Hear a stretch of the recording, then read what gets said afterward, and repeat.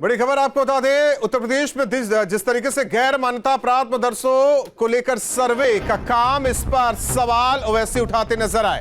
तो बड़ी खबर आपको बता रहे हैं इस वक्त की ओवैसी ने सवाल किए मदरसों के सर्वे पर और यह आरोप लगाया कि मुसलमानों को निशाना बनाया जा रहा है, मुस्लिम समुदाय को निशाना बनाया जा रहा है।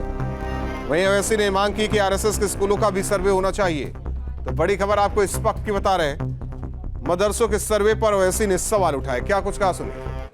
नहीं, मेरी पार्टी का स्टैंड यह है कि वो सर्वे गलत है। सर्वे एक टारगेटेड सर्वे है मुस्लिम समुदाय के खिलाफ। अगर सर्वे होना तो प्राइवेट स्कूल का होना चाहिए, मिशनरी स्कूल्स का होना चाहिए, गवर्नमेंट के स्कूल का होना चाहिए, सबका आरएसएस के स्कूलों का होना चाहिए। आप सिर्फ एक समुदाय के अनएडेड मदरसों का सर्वे कर रहे हैं, तो ये टारगेटेड सर्वे है। मेरा मानना ये गलत है। ये और बड़ी खबर हरदोई से आपको बता दें, मदरसों के सर्वे के लिए टीम गठित की गई। दरअसल ब्लॉक स्तर पर भी टीम गठित कर हर एक मदरसे की जांच की जाएगी। जो गैर मान्यता प्राप्त एसडीएम के नेतृत्व में शुरू होगा मदरसों के सर्वे का काम। हरदोई में 180 मदरसे हैं मान्यता प्राप्त। राजकीय बाल संरक्षण आयोग के आदेश पर यह सर्वे होगा। तो बड़ी खबर आपको बता रहे हैं, हरदोई के मदरसों के सर्वे के लिए टीम गठित की गई। ब्लॉक स्तरीय गठित की गई टीम जो कि सर्वे करेंगी। एसडीएम के नेतृत्व में शुरू होगा मदरसों के सर्वे का काम। हरदोई में 180 मदरसे जो कि मान्यता प्राप्त।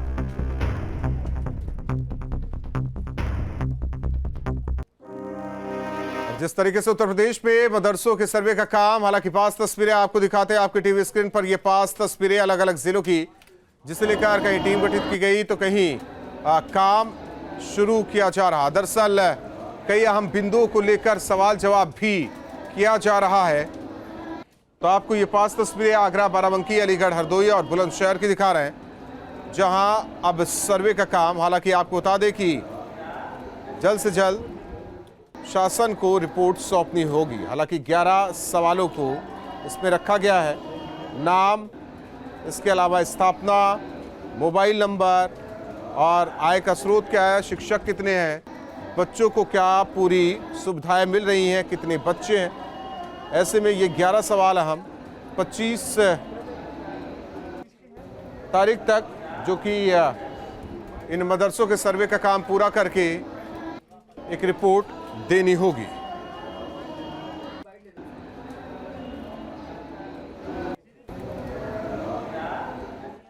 तो पास तस्वीरें आपको दिखा रहे हैं हरदोई और बुलंदशहर, अलीगढ़ और बाराबंकी के अलावा आगरा की ये तस्वीर।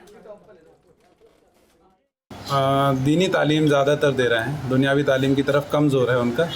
तो हमने हालांकि उन मदरसे के जो संचालक हैं उनसे कहा भी कि आप लोग अपने बच्चों का एडमिशन दूसरी जगह ऐसे स्कूलों में ज़रूर करवाएं जो नियरेस्ट हो, और ताकि वो बच्चे दुनियावी तालीम ले सकें।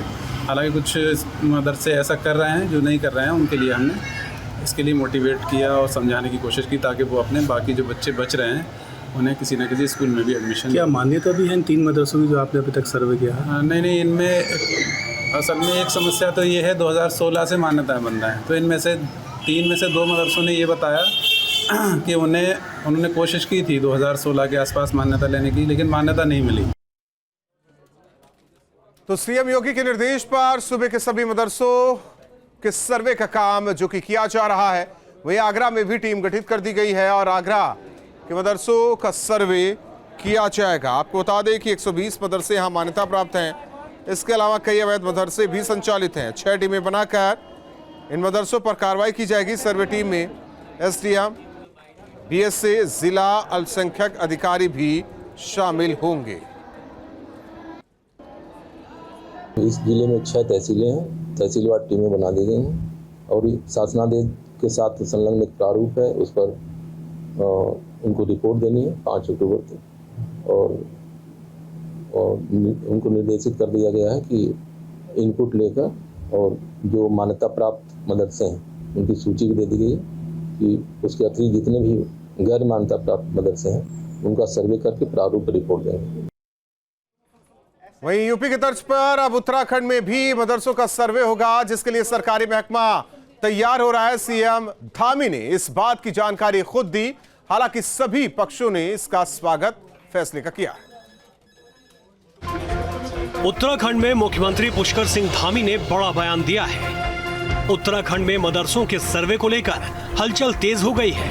उत्तर प्रदेश की तर्ज पर अब उत्तराखंड में भी मदरसों का सर्वे किया जाएगा। देखिए, बहुत सारी जगह पर मदरसों को लेकर तमाम तरह की बातें आ रही हैं, इसलिए उसका एक बार सर्वे होना बहुत नितांत जरूरी है, जिससे कि सारी वस्तु स्थिति जो है स्पष्ट हो पाए।